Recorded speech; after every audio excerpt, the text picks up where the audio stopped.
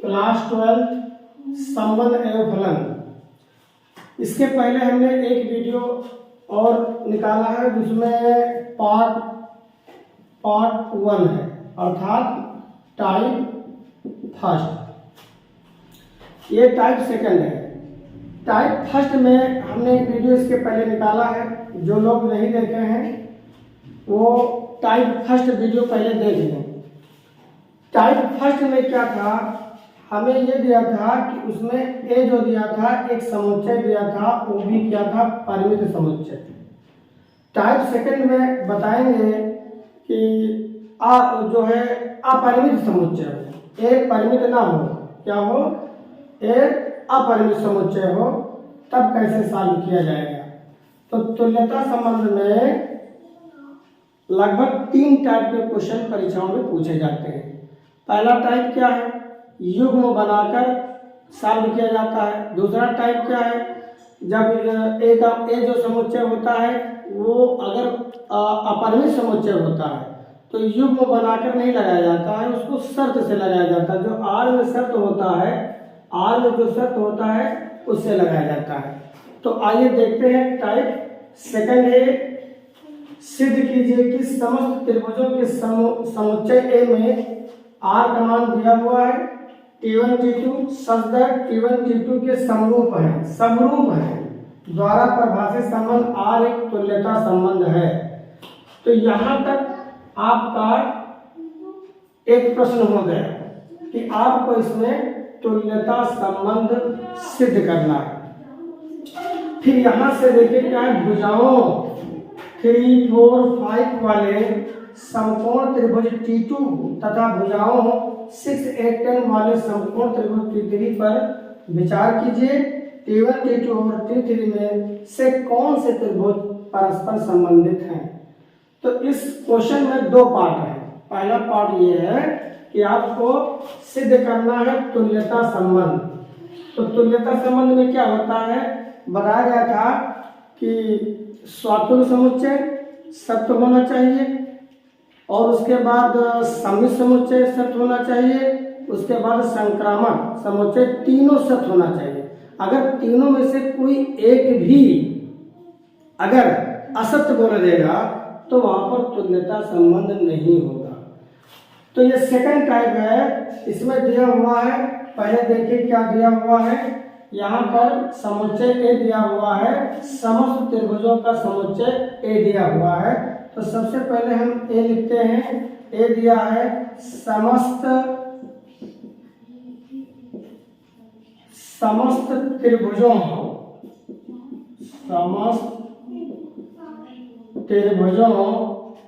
का समुच्चय।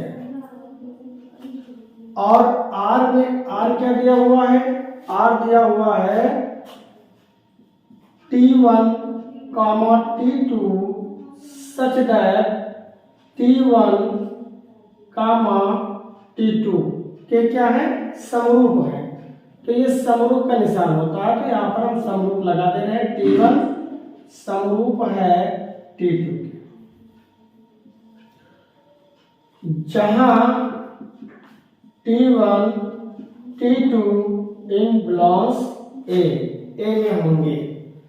तो यहाँ पर देखिए, पहले ध्यान दीजिए कि ए जो है परिमित समुच्चय नहीं है, ए जो है अपरिमित समुच्चय है। युग्म बना के नहीं लगेगा तो आर में जो शर्त दिया है वही से लगेगा।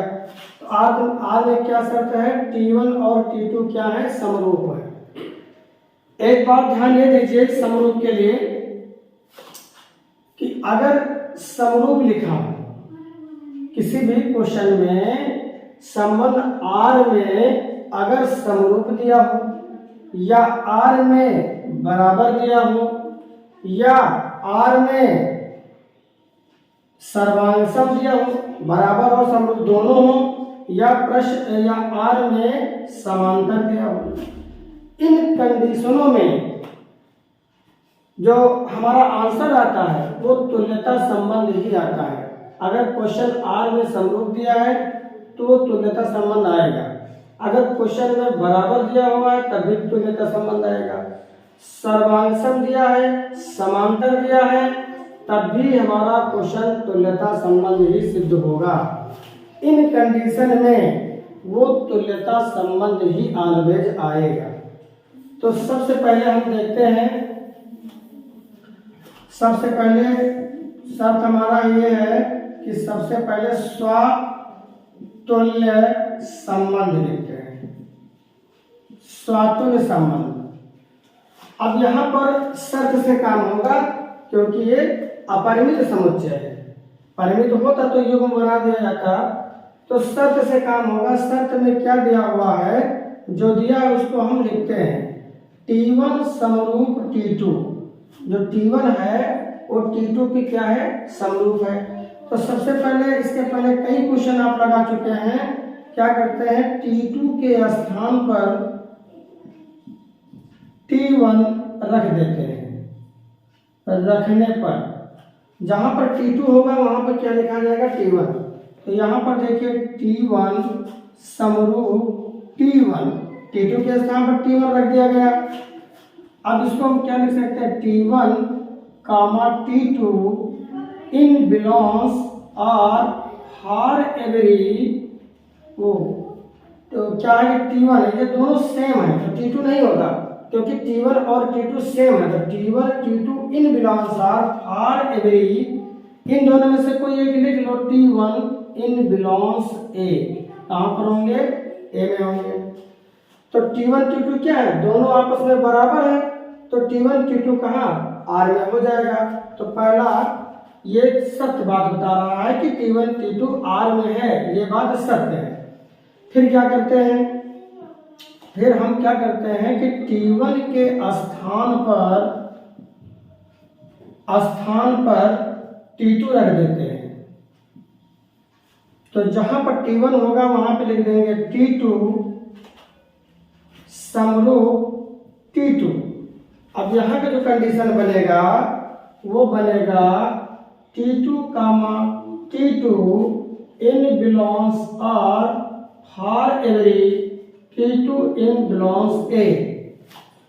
ये दोनों समरूप है। समरूप के लिए हमने बताया था वो सत्य ही माना जाता, समरूप हो, बराबर हो, सर्वांगसम हो, समांतर हो, इसके लिए वो कंडीशन क्या होता है, वो हमेशा सत्य रहता है और तुल्यता संबंध को दर्शाएगा। तो यहाँ पर क्या करते हैं, अतः हम लिख देते हैं कि अतः आर क्या है, आर स्वातुल्य, आर स्वातुल्य संबंध है। आर क्या है, स्वातुल्य संबंध है। इसके बाद दूसरा शर्त हमारे पास क्या है, दूसरा शर्त है यहाँ पर सिद्ध करते हैं सम्मित संबंध। सम्मित संबंध में देखिए सम्मित संबंध में क्या होगा, सम्मित संबंध में देखिए, इसको रद्द कर दीजिए। सम्मित संबंध में जो दिया है सबसे पहले उसको लिखते हैं। क्या दिया हुआ है कि T1 समरूप T2, T1 समरूप T2 दिया है। अब इसका फार्मूला क्या होता है, देखिए कि T1 comma T2 in belongs are, उसके बाद इम्प्लाइज दैट, भुज को कोड को भुज चेंज कर दिया जाता है, तो T2 comma T1 in belongs R where, जहां T1 comma T2 in belongs कहाँ होंगे, ए होंगे। तो अब यहाँ पर देखिए क्या लिखना है आपको कि T1 और T2 समरूप है, तो यहाँ पर लिखेंगे T1 समरूप T2। आप इसी से इसको लैंग्वेज बना सकते हैं, या इससे ये बना सकते हैं, या इस सूत्र से लैंग्वेज को लिखा जा सकता है। T1 समरूप T2 implies that, उसके बाद T2 समरूप T1। तो इस कंडीशन से ये बन गया और इस कंडीशन से ये बन गया। यहाँ पर भी हमारी बात क्या हो गई, सत्य हो गई कि T1 कामा T2 आर में है, और यहाँ से इसका निर्णय होता है। सम्मित संबंध में निर्णय यहाँ से होता है कि T1 और T2 कहाँ है, इन बिलोंग्स आर में है।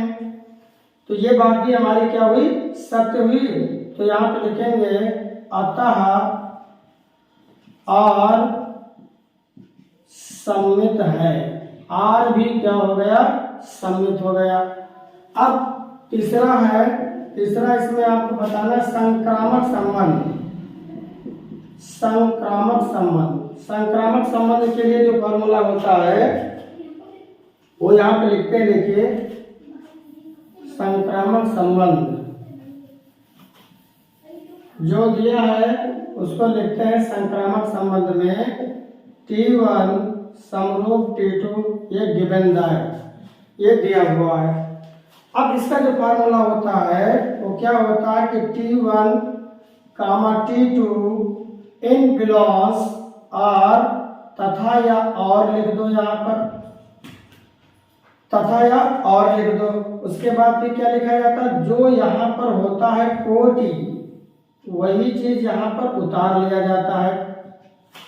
ये यहाँ पर जो कोटि होगा यहाँ पर वैसे उतार लिया जाएगा, और इसमें एक कोई नया व्यक्ति आ जाएगा, नया अवयव आ जाएगा, कोई भी हो सकता है नया अवयव। एक पहला अवयव आपका T1 है, दूसरा T2 है, तीसरा अगर कोई नया है तो T3 हो जाएगा, या कुछ भी आप मान सकते हैं, यहाँ पर कोई नया अवयव ही होगा। तो नया अवयव मतलब मान लीजिए हमने मान लिया T3 इन बिलोंग्स आर। अब इन दोनों को छोड़ दीजिए, जो बचा है वो इम्प्लाइज दैट लगाने के बाद आप लिख दें T1 और T3 इन बिलोंग्स क्या हो गया, आर। उसके बाद यहीं से इसका कथन लिख जाएगा। इस फार्मूले से इस कथन को कैसे लिखेंगे, तो यहाँ पे लिखेंगे T1 समरूप किसके था, T2 के, और लिखा है और लिख दीजिए। उसके बाद फिर T2 T3 है तो T2 समरूप होगा किसके, T3 के, एम्प्लाइज दैट है लगा दीजिए। उसके बाद T1 समरूप किसके होगा, T3 से होगा। तो इस कंडीशन से ये बना, इस कंडीशन से ये बना, इस कंडीशन से ये बना, या पहले आप इसको लिख दें तब ये लिखे, इससे ये बन गया, इससे ये बन गया, इससे ये बन गया। निर्णय आपका कहाँ से होता है, लास्ट से होता है कि T1 और T3 कहाँ होंगे, इन बिलोंग्स आर में होंगे। यहाँ पे लिखेंगे जहां T1 T2 T3 इन बिलोंग्स कहाँ पर होंगे, ए पर होंगे। अब यहाँ पर आपने देखा कि स्वातुल्य, सम्मित, संक्रामक तीनों सत्य हो गए। जब तीनों सत्य हो गई, सारे बात सत्य हो गया, तो क्या होगा, यहाँ पर तुल्यता संबंध पाया जाएगा, तुल्यता संबंध। तो हम लिखेंगे, लास्ट में लिखेंगे एम्प्लाइज दैट लगा के लिखिए। यहाँ पर आप क्या लिखेंगे कि आर क्या है, स्वतुल्य कमा सम्मित तथा संक्रामक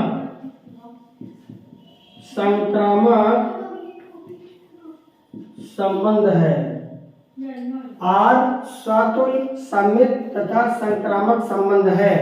जब तीनों है संबंध तो क्या लिखेंगे, अतः, अतः करके लिख दीजिए। अतः आर एक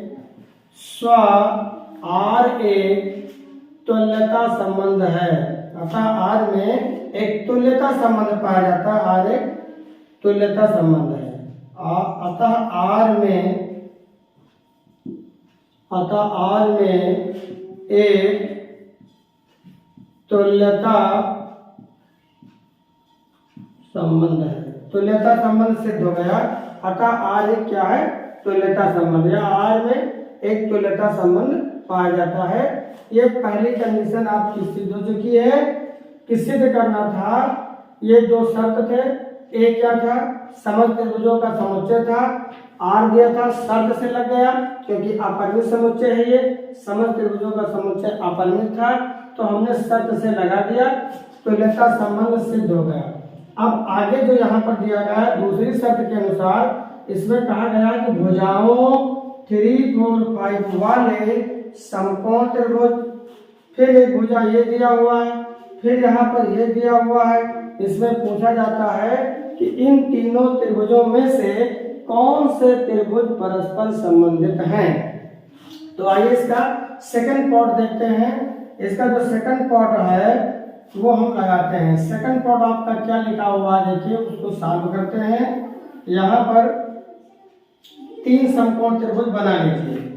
पहला समकोण त्रिभुज देखिए ये हो गया, दूसरा समकोण त्रिभुज ये हो गया। यहाँ पर लिख दीजिए, यहाँ पर आप लिखिए सेकंड कंडीशन है। सेकंड कंडीशन क्या इसका है कि आप जो है 3 समकोण त्रिभुज लीजिए। समकोण ए बी सी। दूसरा समकोण त्रिभुज मान लीजिए पी क्यू, मान लीजिए पी क्यू आर। और तीसरा समकोण त्रिभुज मान लीजिए P Q R S T V मान लीजिए। 3 त्रिभुज मान लिया गया। और पहले त्रिभुज की जो भुजाएं हैं 3 4 5, क्या दिया 3 4 5। सबसे बड़ी भुजा इसमें कौन है 5, तो वो हो जाएगा कर्ण, हाइपोटेन्यूज कर्ण लिख दो। फिर उसके बाद क्या लिखा हुआ 4, यहाँ पे लिख दो या यहाँ पे लिख दो, कोई ऐसा नहीं है, यहाँ पे लिख दो 3। उसके बाद सेकंड समकोण त्रिभुज में जो भुजाएं हैं, सबसे बड़ी भुजा क्या है 10, यहाँ पे लिख दो। उससे कम 8, यहाँ पे लिख दो 6। अब यहाँ पर 6 लिखा जा सकता, 8 लिखा जा सकता, कोई ऐसा नहीं है।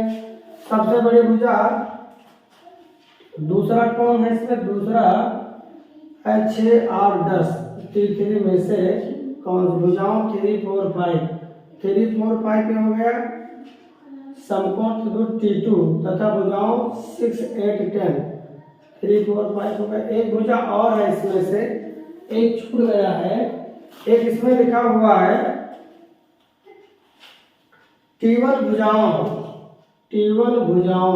यहाँ पे लिखा है क्या क्या समकोण त्रिभुज T2 भुजाओं इसमें जो 3 4 वाले समकोण त्रिभुज T1, समकोण त्रिभुज T1 भुजाओं यहाँ पर होना चाहिए 5, T1 भुजाओं, और यहाँ पर होना चाहिए 12। क्वेश्चन में थोड़ा गलत था और इसको सही करना है आपको। ये थोड़ा मार्क इसमें गलत दिया हुआ था। 5 और 12 13 वाले समकोण त्रिभुज T2, समकोण त्रिभुज T2 तथा भुजाओं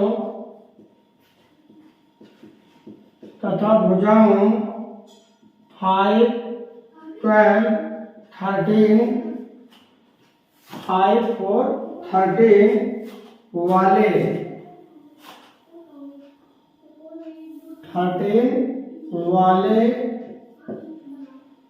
13 वाले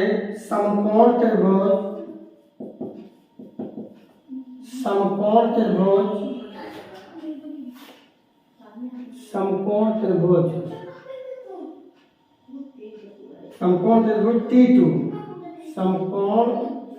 त्रिभुज T2, समकोण त्रिभुज T2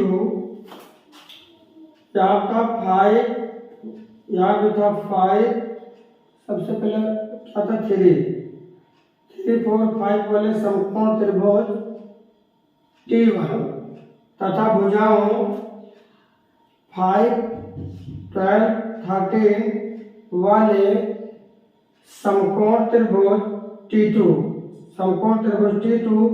तथा भुजाओं 6 8 10 वाले समकोण त्रिभुज T3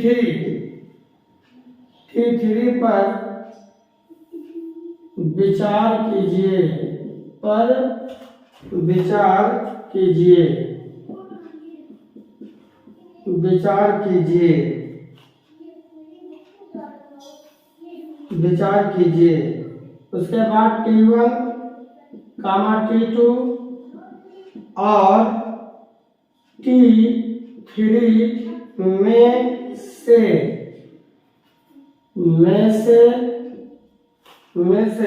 कौन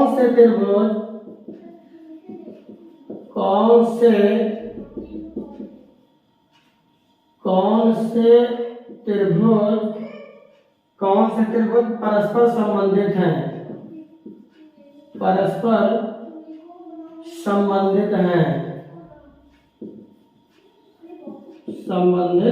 ये क्वेश्चन था हमारा। थोड़ा सा बीच में एक लाइन छोड़ गया था, क्वेश्चन एक बार फिर से देख लीजिए। बीच में एक लाइन छोड़ गई थी क्वेश्चन में। सिद्ध कीजिए कि समस्त त्रिभुजों के समस्त ए में आर बराबर इतना द्वारा परिभाषित संबंध आर एक तुल्यता संबंध है। भुजाओं 3, 4, 5 वाले समकोण त्रिभुज T1 तथा भुजाओं 5, 12, 13 वाले समकोण त्रिभुज T2 तथा भुजाओं 6, 8, 10 वाले समकोण त्रिभुज T3 पर विचार करना है कि T1, T2 और T3 में से कौन से त्रिभुज परस्पर संबंधित हैं। तो यहाँ पर पहला हमने सिद्ध किया तुल्यता संबंध। सेकंड आपका कहाँ, सेकंड जो कंडीशन है वो यहाँ से चालू होता है, यहाँ से लेकर ये आपका सेकंड कंडीशन माना जाएगा। तो इसके लिए यहाँ पर 3 समकोण त्रिभुज दिए हुए हैं। पहला मान लिया, दूसरा मान लिया, तीसरा मान लिया। पहले की भुजा था 3, 4, 5 लिख दिया गया और सेकंड वाले में क्या है, सबसे बड़ी भुजा इसमें दिया है 13, उससे कम है 12 और उससे कम है 5। और तीसरे में जो दिया हुआ है वो दिया है 6, 8, 10। ये जो 10 है 10, एक कम हो जाएगा, इससे कम लंब हो जाएगा, इससे कम क्या हो जाएगा, आधा। अब देखिए इसको सॉल्व करते हैं। बताया गया है कि कौन से त्रिभुज इसमें क्या होंगे, परस्पर संबंध होंगे। किस त्रिभुज में परस्पर संबंध पाया जाएगा, देखते हैं। इसको लगाते हैं। भुजाओं में समानुपात के नियम से इसको लगाया जाएगा। तो समानुपात के नियम से भुजाओं में समानुपात का नियम लगा दो। इसमें कौन सा नियम लगाओगे, समानुपात का नियम लगा दो। 3 त्रिभुज हैं और इन तीनों त्रिभुजों में भुजाओं में जो इनका समान अनुपात है वो रूल लगाओ। समान का रूल का मतलब क्या होता है, देखिए कि अगर इस त्रिभुज में कौन सा त्रिभुज, ये T1 है और ये T2 है और ये T3, 3 त्रिभुज दिए हुए हैं। तो पहले हम T1 और T2 लेते हैं, पहली कंडीशन। दूसरी कंडीशन में T2 और T3 लेंगे और तीसरी कंडीशन में क्या होगा, आप T3 T1 लिख सकते हो या T1 T3 लिख सकते हो, कोई हर्ज नहीं, जो भी मर्जी हो। तो सबसे पहले हम पहली कंडीशन को लेते हैं। अगर इस त्रिभुज ABC, तो यहाँ पर त्रिभुज ABC तथा त्रिभुज PQR में क्या करेंगे, समानुपात का नियम लगाएंगे। अगर इन दोनों त्रिभुज में लंब हमने लिया AB, तो यहाँ का भी लंब क्या हो जाएगा, PQ। अगर इस त्रिभुज में हमने आधार लिया BC, तो इस त्रिभुज में भी आधार क्या हो जाएगा, QR। अगर इस त्रिभुज में हमने कर्ण लिया AC, तो इस त्रिभुज में भी कर्ण होगा PR। ये पहली कंडीशन है। पहली कंडीशन में मान रख दीजिए AB का मान है 4 और PQ का मान है 12, BC का मान दिया हुआ है BC है 3, QR है 5, AC है 5 और PR है 13। ये 4/12 अगर हम काट दें तो 4 एकम 4 3 12, 1/3 बराबर नहीं है 3/5 के, बराबर नहीं है 5/13 के। तो इसको हम लिख सकते हैं कि 1/3 is not equal to 3/5 is not equal to 5/13। ये कंडीशन तो गलत है। T1 और T2 में संबंध नहीं पाया जाएगा। अब क्या करते हैं, इस त्रिभुज और इस त्रिभुज को ले लेते हैं। तो दोनों त्रिभुज यहाँ पे लगा दे रहे हैं, लीजिए। अब हम लेंगे त्रिभुज पी क्यू आर तथा त्रिभुज एस टी वी में अगर इस त्रिभुज में हमने लंब लिया पी क्यू, लंब ले लिया पी क्यू, तो इसमें भी लंब हो जाएगा एस टी, और इसमें अगर आधार लिया हमने क्यू आर तो इसमें आधार हो जाएगा टी बी, और इसमें कण अगर हमने ले लिया पी आर तो इसमें भी कण होगा एस बी। पी क्यू का मान 12 दिया हुआ है, तो एस टी का मान 8 दिया हुआ है, क्यू आर का मान दिया है 5 और टी बी का मान दिया हुआ है 6, पी आर का मान दिया है 13 और एस बी का मान दिया है 10। क्या 12/8, इसको काट भी सकते हैं, 4 दूनी 8, 4 3 12। क्या 3/2, एक लाइन और लिख लीजिए, 3/2 = 5/6 = 13/10। क्या 3/2 5/6 के बराबर है ना? नहीं बराबर है, नहीं बराबर है। तो ये भी कंडीशन में क्या हुआ, इसमें जो है इनकी सम्मुख भुजाएं हैं, अर्थात यहाँ पर जो दिया था T1 T2 में क्या हुआ, इनकी सम्मुख भुजाओं में समान अनुपात नहीं है, और क्या हुआ T2 और T3 में इनकी भी भुजाओं में क्या हुआ, समानुपात नियम नहीं लगा, अनुपात क्या है, समान है, समान नहीं माना गया दोनों में। अब कौन सा त्रिभुज लेंगे, एक बार आपने T1 T2 लिया और T2 T3 लिया, अब क्या करोगे, अब T3 और T1 ले लो या T1 और T3 ले लो, तब देखते हैं क्या होता है। तो यहाँ पर इसको रब कर देते हैं, दो नहीं समान हुए है ना, दोनों में सम्मुख भुजाओं का अनुपात समान नहीं हुआ। अब तीसरी कंडीशन में क्या है देखते हैं। तीसरी कंडीशन में आप ले लो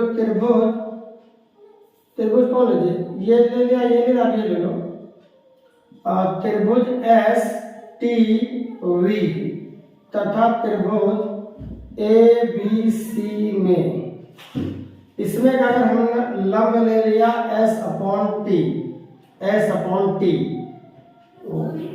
अगर इसमें का लंब ले लिया ST तो इसमें का लंब हो जाएगा AB। अगर इसमें का आधार हमने लिया TB तो इसका भी आधार हो जाएगा BC। इसमें का अगर हमने कण ले लिया SB तो इसका कण हो जाएगा AC। तो ST का मान कितना दिया हुआ, ST है 8, AB है 4, TB है 6, BC है 3, SB है 10 और AC है 5।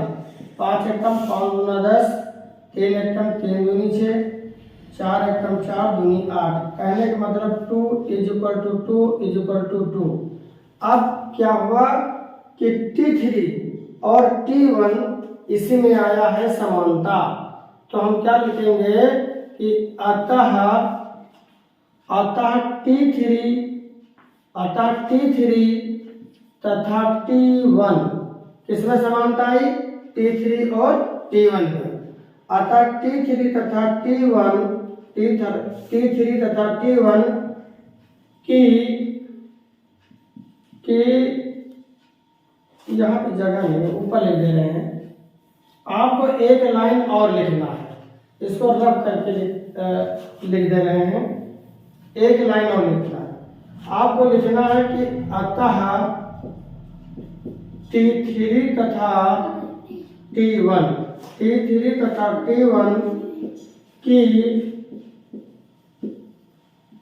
की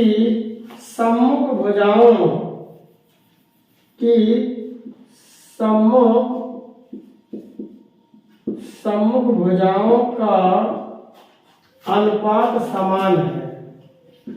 अनुपात समान है। क्या निष्कर्ष निकला कि T3 तथा T1 की सम्मुख भुजाओं का अनुपात समान है। इसलिए हम क्या कह सकते हैं,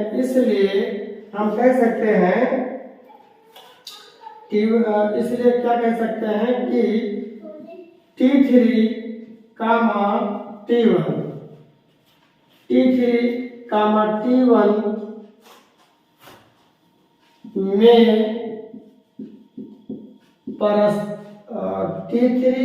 T1 के परस्पर संबंधित हैं। T3, T1 में कौन क्या पूछा गया, T1, T2 और T3 में से कौन से त्रिभुज परस्पर संबंधित है। अब इसलिए T3, T1 में के लिख लो। T3, T1 के परस्पर क्या है, परस्पर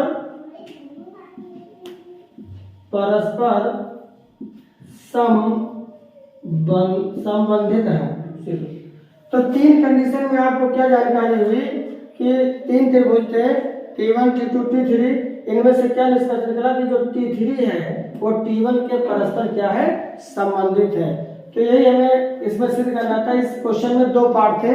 पहले आपने क्या किया, तुल्यता संबंध को बताया, तुल्यता संबंध हमने सिद्ध किया। उसके बाद तीन समकोण त्रिभुज थे, तीनों समकोण त्रिभुज में क्या किया, भुजाओं में समानुपात का नियम लगाकर यह निष्कर्ष निकाला है कि तीनों त्रिभुजों में से T1, T2, T3 तीनों में से किस त्रिभुज में परस्पर संबंध पाया जाता है। तो आपने ये देखा कि T3, T1 के परस्पर क्या है, संबंधित हैं। तो ये क्वेश्चन हमारा समाप्त हुआ। तुल्यता संबंध पर ये टाइप 2 था। एक टाइप अभी और आपको बताएंगे जो टाइप 3 में होगा।